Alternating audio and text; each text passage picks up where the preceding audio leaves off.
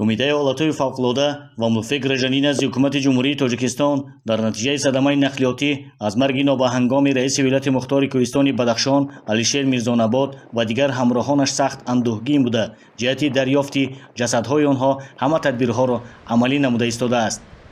در پی کارهای جستجویی زیریابی و رویابی سنه 25 ایون جسدی راننده دریافت کرده شد. سنه 26 ایون سال 2026 باشد یک جسد جنسی مرد دریافت کرده شد که برای معین نمودن شخصیت آن ساختارهای دخلدار فعالیت دارند. یادآور می‌گردیم که جهت دریافت جسدهای باقی مانده از جانب تمام اهالی ولایت مختار کوهستان بدخشان و دیگر ساکنان کشور در برابر ساختارهای دخلدار کارهای جستجویی ادامه دارند. ما شهروندان ولایت مختار کوهستان بدخشان از این واقعه فاجعه آور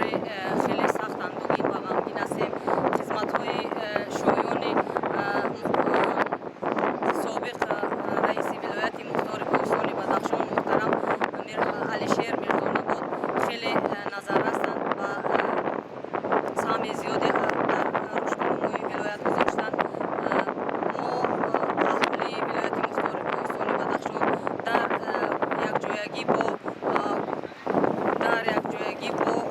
نجات‌دهندگان کمیته حالتهای فوق‌العاده کوشش به خرج می‌دهیم که در روزهای نزدیک جسدی به آب رفته محرومان را دریافت کنیم. گفتگوی جسدها از جانب ساکنان ناحیه دربار از جانب ساکنان ناحیه شمس‌الدین شاهی غیر از این خشو تمام مرحوم جناب علیشیر خدابردی در منطقه ناحیه دربار و شمس‌الدین شاهی ادامه دارد و همه ما و شما خوب می‌دانیم و آگاه هستیم که سهم سابق رئیس ولایت مختار کوهستان بدخشان میرزان‌آباد علیشیر خدابردی در تامین ولایت قانون در ولایت مختار کوهستان بدخشان در کارهای آبادانی سازندگی در ولایت مختار کوهستان بدخشان نهایت به اندازه زیاد بود و همه ما شاهد آنیم که به واسطه مرحوم دستور سپارش‌های رهبریت عالی کشور دستور سپارش‌های پیشوای معظم ملت را با سربلندی به اجرا می‌رساند و همین بود که ضمن اظهار همدردی پیشوای معظم ملت اساسگذار صلح و وحدت ملی و خدمت‌های شایان سابق رئیس ولایت مختار کوهستان بدخشان بهای نهایت بلند دادند و البته ما در امروز تمام ساکنان ناحیه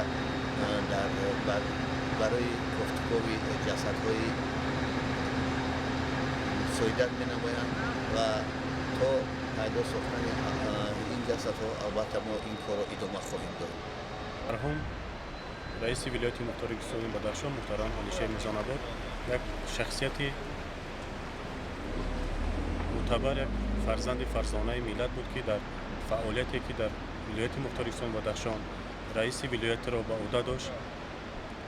سمت‌ها رشد یافته بود.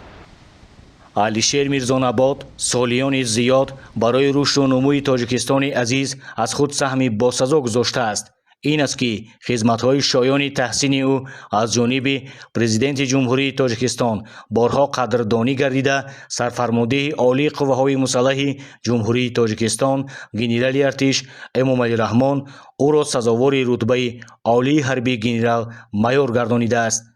و همزمان او در وظیفه‌های مهم حربی سیاسی کار و فعالیت نموده است.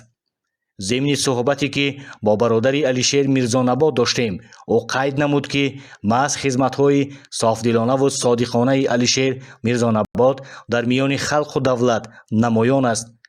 از اینجاست که خرد و بزرگ ناحیه در حادثه ناخوش به عمل آمده غم شریکشان گردیده در پی جستجوی جسدها از خود سهمی باسزا گذاشتند. کمیته حالتهای فوق‌العاده و ملفق رژنی نزد حکومت جمهوری تاجیکستان به سهم اهالی می‌رساند که جستجوی جسدهای باقی مانده با استفاده از تمام قوه و واسطه همانا ادامه دارند.